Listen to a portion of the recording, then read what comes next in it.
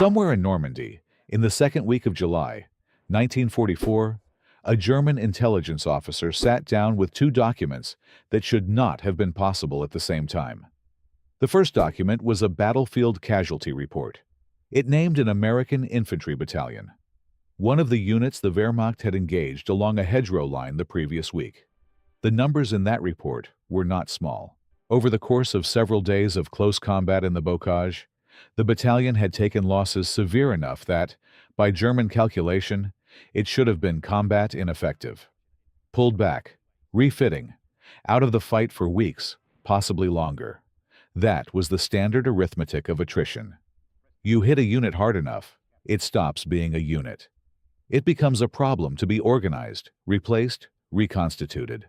That takes time. The Germans knew how much time, because they had lived that problem themselves, grinding men through Stalingrad, the Eastern Front, North Africa, Sicily. Refitting a mauled battalion was not something that happened quickly. It could not happen quickly. Everyone who fought wars understood this. The second document was a frontline contact report from earlier that same morning.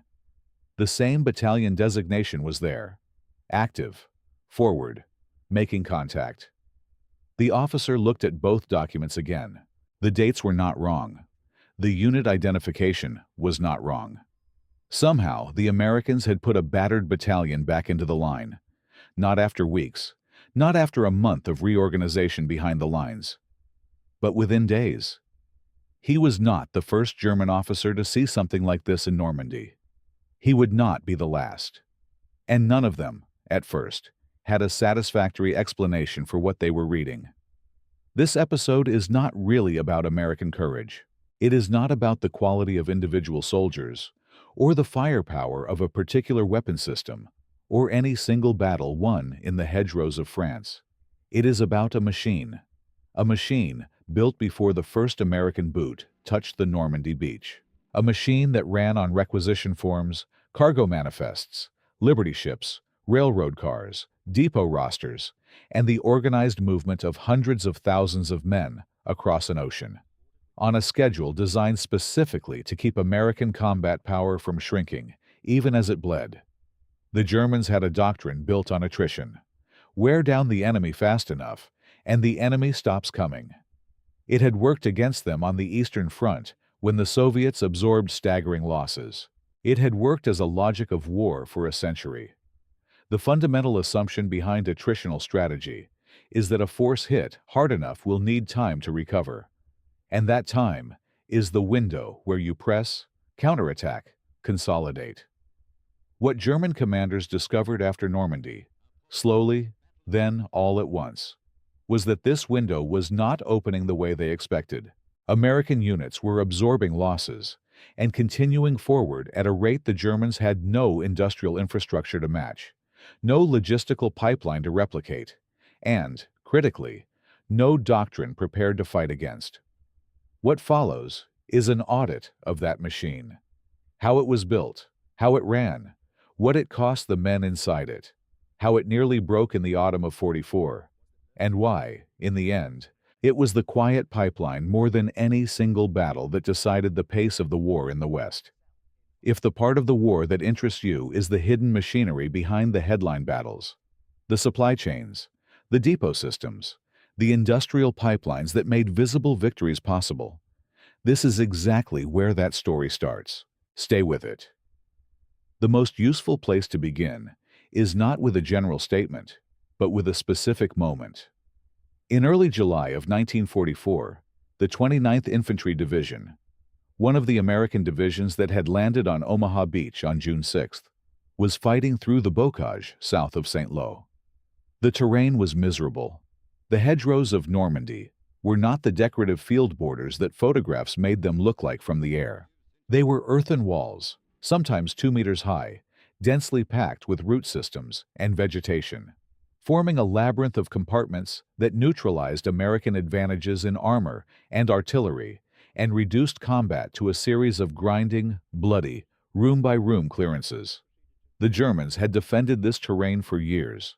They knew every lane, every embrasure, every firing angle. By the second week of July, individual companies within the 29th Infantry Regiments had taken casualties ranging from 30 to 60% in some engagements. That is not a comfortable number. In most armies at most points in the war, a company that had lost 40% of its strength was a company that needed to come out of the line for reorganization, integration of replacements, retraining. The German standard, hard learned from years of war, was that you could not simply drop men into a combat-depleted unit and expect it to function immediately. Cohesion mattered. Leadership mattered. The new men needed to know the veterans, and the veterans needed to know the new men. But the American replacement pipeline did not work that way. Or rather, it worked on a different premise entirely about what a unit needed to remain functional. Individual replacements moved through a structure called the replacement depot system, commonly and unfondly called the repple depple by American soldiers. These were large holding stations, positioned progressively further forward as the campaign developed, that received men from the United States, processed them, and dispatched them in packets to the divisions that submitted replacement requisitions. The division did not wait for a unit to be declared combat ineffective. The requisition went in continuously, tied to casualty reports. Men came forward in groups. They were assigned. The unit, on paper and in practice, continued to exist as a functioning combat organization. Within the 29th Division, replacements were being absorbed at the platoon and company level, sometimes within 48 to 72 hours of a casualty action. The unit designation did not disappear from the order of battle. The battalion continued to report its strength, continued to receive orders, continued to be assigned an axis of advance. From the German side of the wire, monitoring American radio traffic and unit designations, the battalion looked like it had not been hit. That was not an illusion. It was a system. To understand why this bewildered German commanders, you have to understand the structural logic they were operating under, and why their own experience made the American system seem not just different, but almost physically impossible. The Wehrmacht's replacement system worked on a fundamentally different premise. Replacements for German units in France came primarily through the Feldersatz-Bataillon, the Field Replacement Battalion, attached to each division. When a unit needed rebuilding, men were drawn from this battalion and integrated. But the Feldersatz-Bataillon was itself a finite pool. It needed replenishment.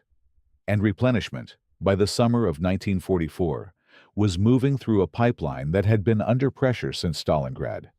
The root problem was not courage or motivation among German soldiers. The root problem was industrial and demographic.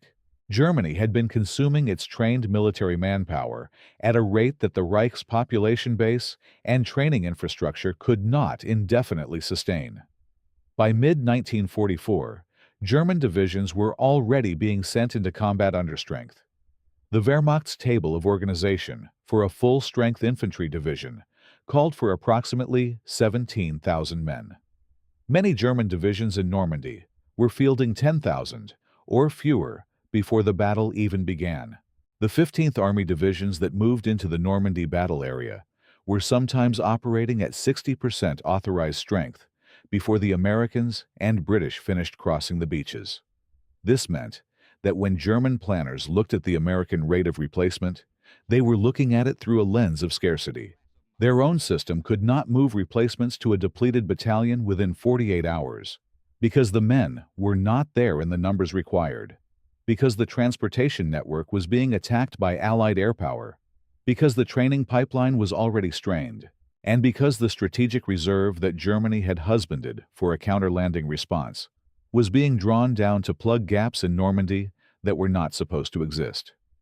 The German assumption embedded in their attritional strategy was this: if you inflict enough casualties on an American unit fast enough, that unit requires time to recover. That time creates a local numerical imbalance. That imbalance is the operational window. You counterattack into the window. You restore the line. What they did not fully account for was that the Americans had industrialized the closing of that window. The window was not opening on the schedule the Germans expected. because on the other side of the Atlantic, the production of men had been organized with the same logic applied to the production of ammunition, vehicles, and fuel. The replacement was a component. The component was manufactured, stored, shipped, inventoried, and delivered on a requisition system. German staff officers who studied the American order of battle in Normandy during June and July found something that should have alarmed them more than it did. American unit designations that had taken heavy losses in 1 week were appearing in frontline contact reports the following week at strengths that did not match the loss arithmetic. At first, some German intelligence assessments attributed this to inaccurate American casualty figures, an assumption that the Americans were simply inflating their own strength in radio traffic. Post-war records from OB West suggest at least some German staffs spent time interrogating the accuracy of their own casualty estimates before concluding that the replacements themselves were simply arriving faster than anything in their own experience said was possible. The machine behind this had been under construction since well before the first American soldier deployed to Europe. It started with a planning problem. In 1942, as the United States Army began seriously modeling the manpower requirements for a war in multiple theaters simultaneously, planners at the War Department came to a figure that was almost too large to be useful. The United States would need to deploy, sustain, and replace over 8 million men in uniform across the European, Pacific, Mediterranean, and secondary theaters. The replacement requirement alone, accounting for anticipated casualty rates drawn from First World War data, from Pacific combat data, and from North African campaign projections, ran into the hundreds of thousands per month at peak operational tempo. The Army Service Forces, under Lieutenant General Brahan Somervell, was given responsibility for making this number real. What Somervell's organization built was not a single system, but a layered cascade. It began in the United States with the replacement training centers, which existed separately from the divisional training pipeline. Men inducted into the Army were sorted. Some went directly into the forming divisions. Others went to the replacement training centers, where they were trained as individual fillers. Infantrymen, artillerymen, tankers, engineers, specifically intended to flow into existing units rather than form new ones. The distinction sounds administrative. It was operational. The replacement training centers produced men who were not attached to any particular unit's identity, which meant they could be directed wherever the requisitions pointed. From the training centers, men flowed into the staging pipeline. By the time the Normandy campaign was running at full pace in July of 1944, the pipeline's European end was organized into a hierarchy of replacement depots. At the rear, in England, and later in the communications zone of France, were the base replacement depots, large facilities holding tens of thousands of men waiting for assignment. Forward of those were the intermediate replacement depots. Forward of those, closer to the divisions, were the advanced section replacement depots. The division itself maintained its own replacement structure. A division in contact submitted what were called morning reports, daily strength accounting documents that captured every casualty, every transfer, every change in personnel strength down to the company level. Those reports flowed up to the Corps, to the Army, and to the communications zone.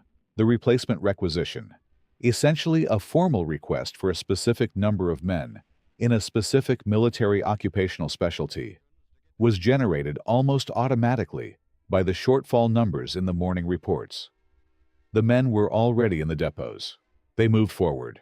The transportation architecture that made this work was, by the standards of any previous war, extraordinary.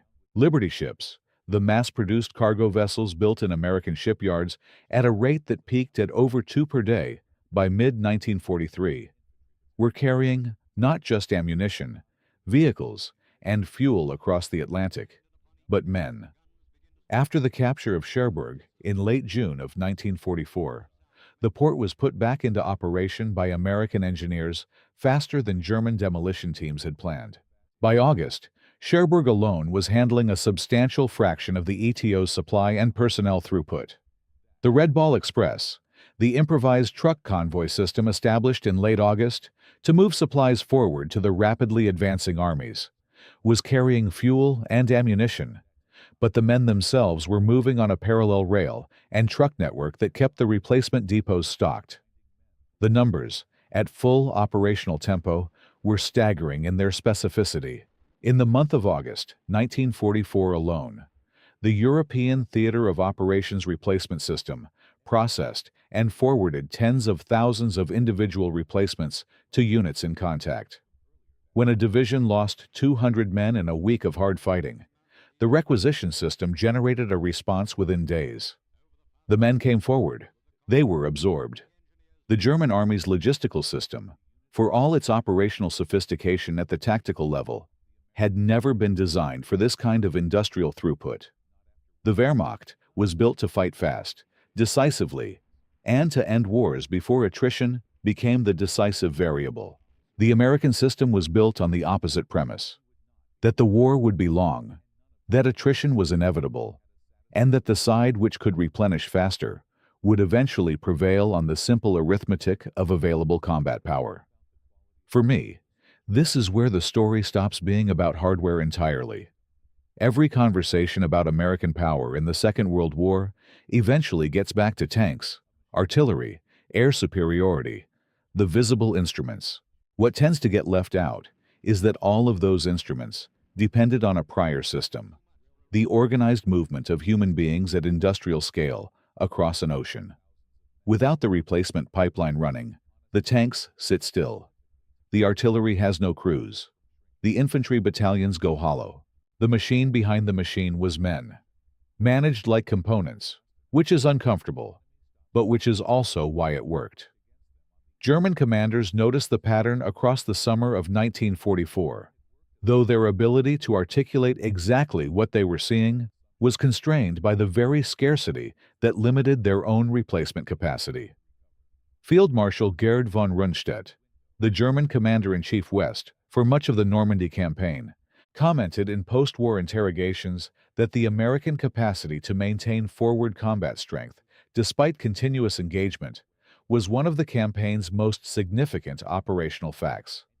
His observation, recorded in the post-war U.S. Army interrogation program, was not a compliment issued from defeat. It was a professional assessment by an officer who understood attrition arithmetic and recognized that the arithmetic was not behaving the way his training said it should. General Lieutenant Fritz Bayerlein, who commanded the Panzer-Lehr Division through some of the most intense fighting in the Bocage, was more specific in accounts given after the war.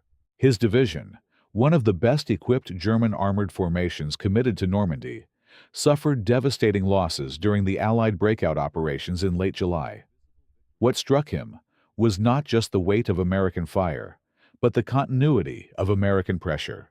The way units that had been hit kept coming back without the pause that his own doctrine said had to follow heavy casualties.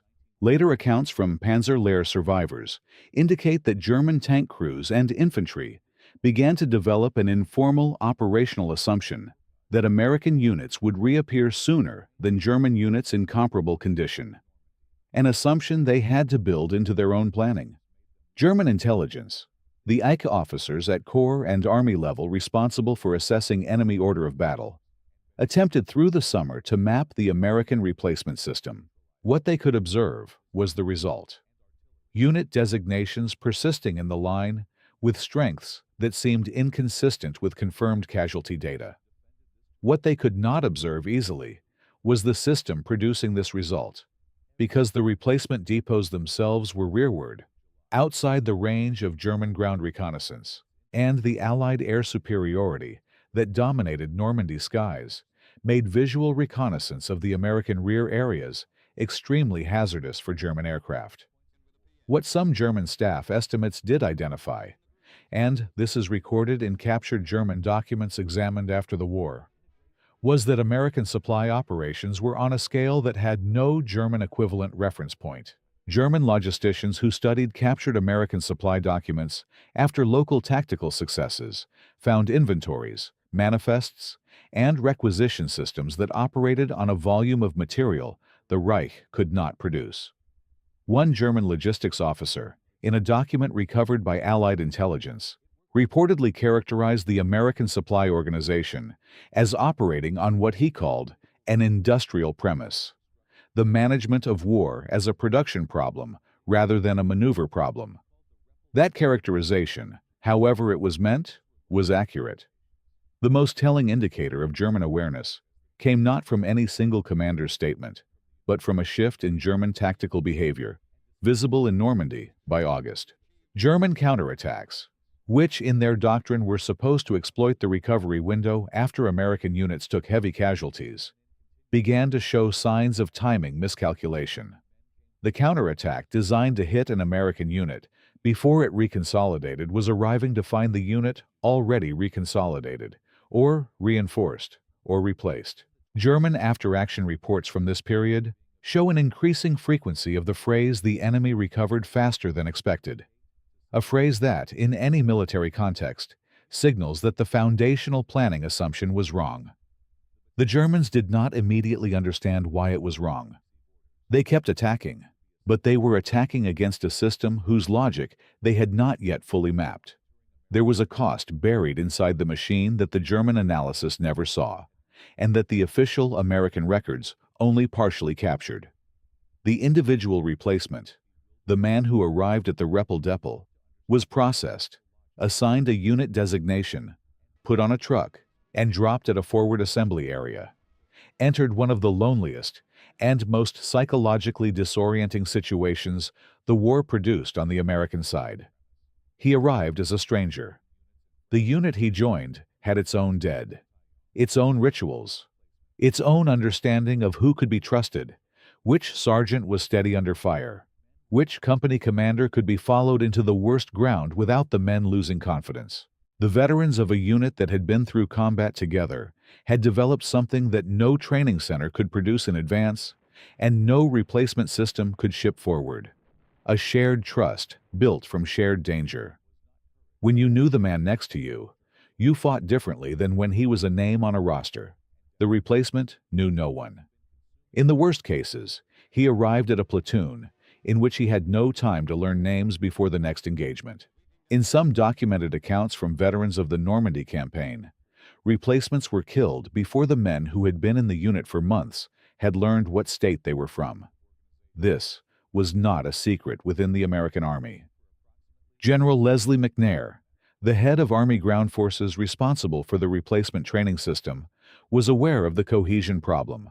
The British Army, drawing on its experience from the First World War and early Second World War campaigns, had largely rejected the individual replacement system in favor of keeping formed units together and rotating them as units.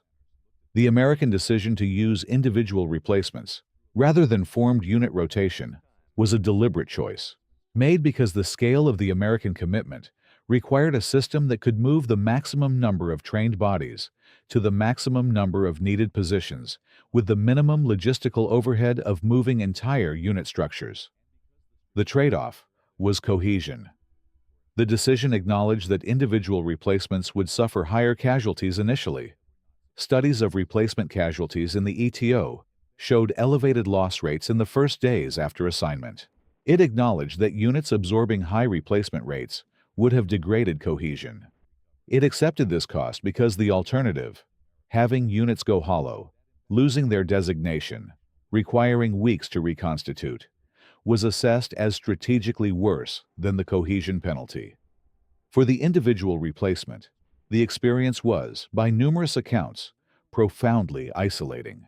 He was a number in a requisition before he was a name in a unit. He moved through the system as a component, processed, sorted, forwarded, assigned, and only became a person again, insofar as combat allowed, after surviving long enough to build a reputation with the men around him.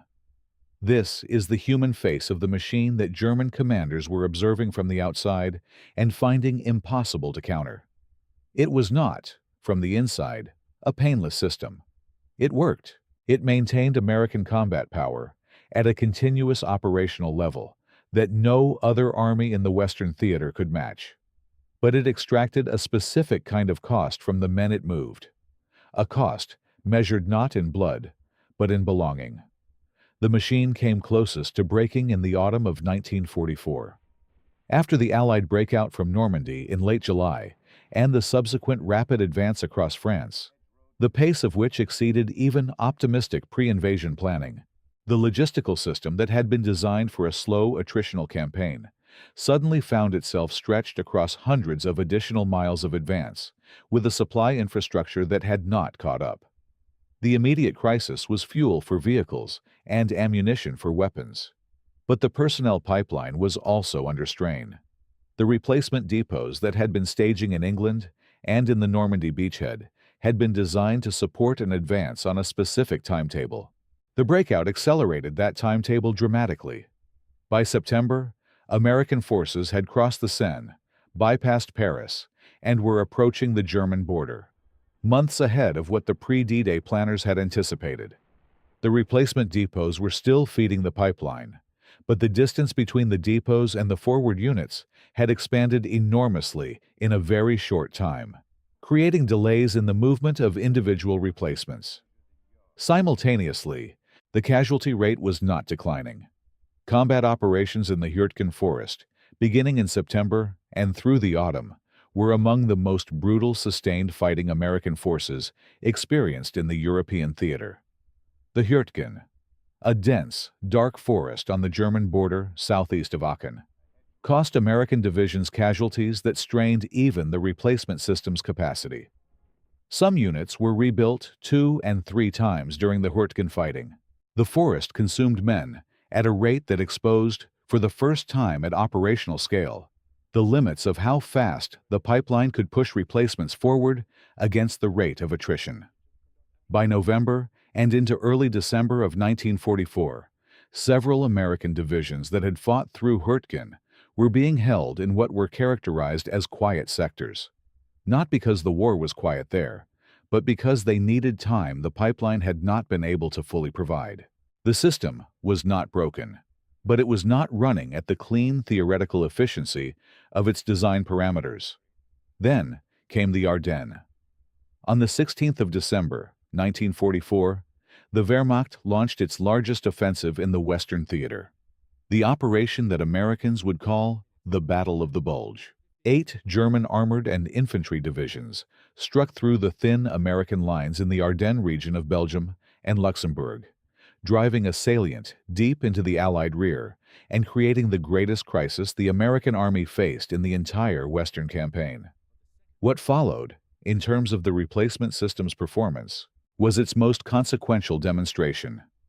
The American response to the Ardennes offensive required the rapid movement of combat power into the salient from multiple directions. The 82nd and 101st Airborne Divisions were pulled from reserve in France and trucked north. The Third Army, under General Patton, executed one of the most celebrated operational pivots in American military history, turning an army 90 degrees and driving north to relieve the encircled defenders at Bastogne within days. But less celebrated, and equally consequential, was what happened in the replacement depots. When the German offensive began, the forward replacement depots held a substantial inventory of individual replacements, men waiting for unit assignment. These men were immediately converted from a personnel pipeline function to a combat function. In an emergency measure approved at the highest levels, replacements in the depots were organized into provisional units, provisional infantry battalions assembled from the men waiting for individual assignment, and committed to defensive positions in the critical early days of the crisis, before the reoriented combat divisions arrived. The concept was improvised. The execution was improvised. But it worked, because the raw material, trained individual soldiers, was already physically forward, already in the system, already on the logistics network. The German offensive, which had been planned with the assumption that the American rear areas would be vulnerable and disorganized, encountered instead a situation where even the Army's personnel pipeline had military content. The German armored spearheads that probed toward the Meuse River in mid-December found their flanks increasingly contested, their forward progress increasingly slowed, by a combination of formal units moving to block them and improvised formations drawn from the replacement system. The German logistics plan for the offensive assumed a level of momentum that required rapid penetration to the Meuse within days. That momentum was not achieved. One reason it was not achieved, not the only reason, but a documented contributing factor, was that American combat power reconstituted faster than German planning had allowed for. The payoff of the system was not a single dramatic moment. It was a continuous pressure. The fact that American divisions hit in the Ardennes were being reinforced even as they fought, that units whose casualties were reported on one day had replacements moving forward on the next, that the German offensive was striking not just the forward American units, but a system that was mechanically designed to replenish those units faster than German doctrine said was possible. By early January of 1945, the German offensive had been contained and was being reversed. The salient was being reduced. American divisions that had been battered in the initial days of the offensive were reporting strength levels that, by German calculation, they should not have had. Keep this in your head going into the next part. The replacement system was not just a solution to casualties. It was itself, in a specific moment, converted into a weapon. That detail changes how you read what the German command was actually fighting. The numbers that document what the system accomplished are specific enough to resist romanticizing. Between June of 1944 and May of 1945, the period from the Normandy landings to German surrender, the European Theater of Operations replacement system processed and forwarded by U.S. Army Center of Military History estimates over 500,000 individual replacements to American units in contact. That figure does not count the men who passed through the pipeline and were not used as combat replacements. The men assigned to headquarters, support, and technical functions who kept the supply chain, the maintenance system, and the communications network functioning. It counts only the men who went into the fighting organizations to fill the holes left by combat casualties.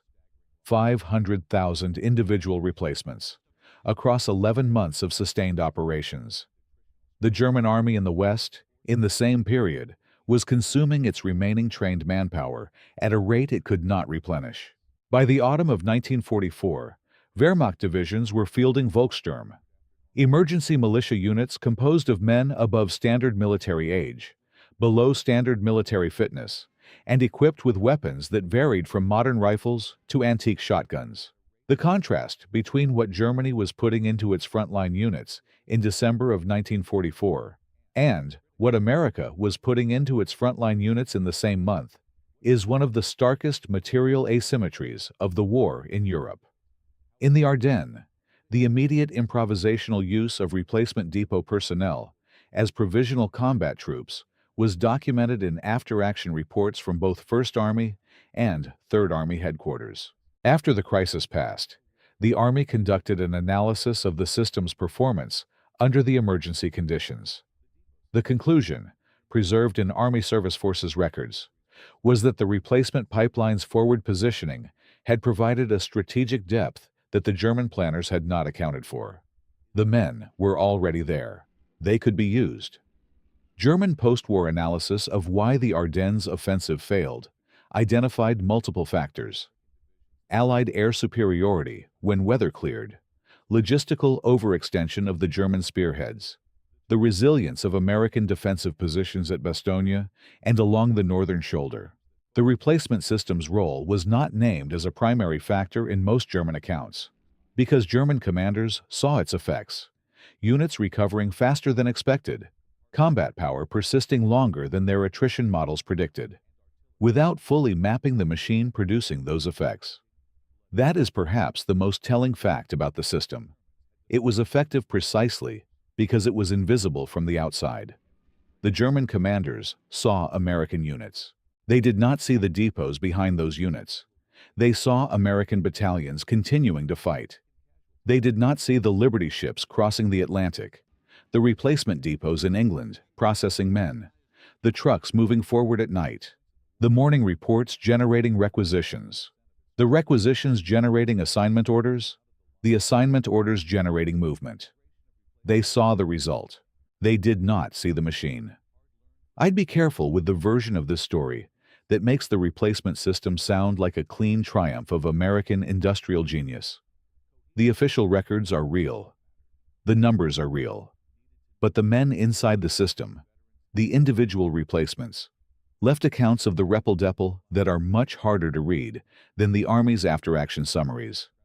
They described it as processing, as a cattle chute. The system worked, and it worked at significant human cost that the Army knew about and accepted as necessary. Those two things are both true. The record should hold both. By the end of this, you probably have your own verdict on whether the replacement system was the right call, given what it cost the individual soldiers inside it. I'm genuinely curious where people land on that. Leave it in the comments. The German intelligence officer who sat with his two conflicting documents in July of 1944 was looking at the surface of something he could not see through. He saw a battalion that should not have been there.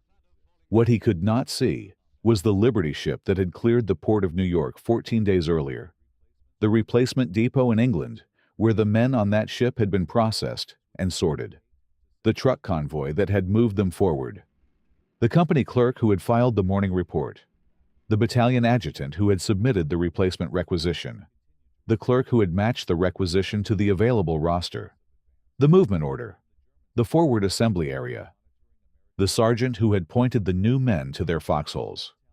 He could not see any of that. He could only see the result, sitting in his hands in two documents that disagreed with each other. The American advantage in Normandy was not supernatural. It was not a product of individual heroism, though there was no shortage of that. It was not superior German cowardice, because the men who fought against the American advance in the Bocage and the Ardennes fought with a ferocity well documented on both sides. The advantage was structural. It was logistical. It was a system designed, funded, built, and operated to do one specific thing at industrial scale: replace the consumed. The Germans built an army to win fast. The Americans built a machine to never run empty. In a long war, those two designs do not have the same outcome. What the German officer held in his hands that July morning in Normandy was a document about a battalion. What he was actually reading was a record of the war's outcome, written in advance, in the language of personnel requisitions and morning reports and replacement depots that no artillery could see and no counterattack could reach. The machine kept running. The window never opened.